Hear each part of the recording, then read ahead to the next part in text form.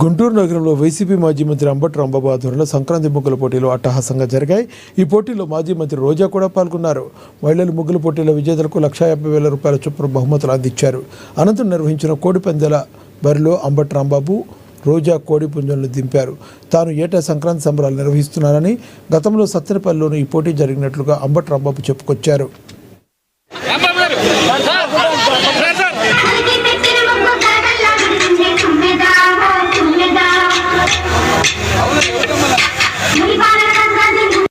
అంతకుముందు ప్రతి పండగకి ఏదో ఒక బెనిఫిట్ వచ్చిందే కదా. అమ్మఒడి అంటారు, చేయూత అంటారు, విద్యా కానుక అంటారు, ఆసరా అంటారు, రైతు భరోసా అంటారు.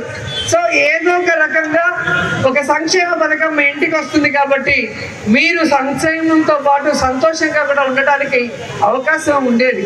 కానీ ఈరోజు హాస్పిటల్కి వెళ్తే ఆరోగ్యశ్రీ లేక మీరే అప్పుల పాలై మీకు మీరే చూపించుకోవాల్సి వస్తుంది.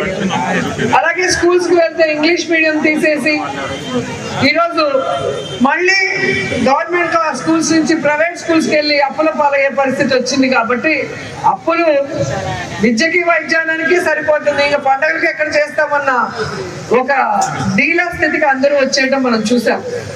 అదే 5 ఏళ్లలో మేము వచ్చాం. ప్రతి ఫంక్షన్కి ఎక్కడికి వచ్చినా కూడా ఎంత జన సమూహంతో, ఎంత సందడిగా, ఎంత సంతోషంగా ఉండేది. సో అలా మళ్ళీ రావాలి, మీరందరూ కూడా సంతోషంగా ఉండాలి, మీ పిల్లల భవిష్యత్తు బాగుండాలి.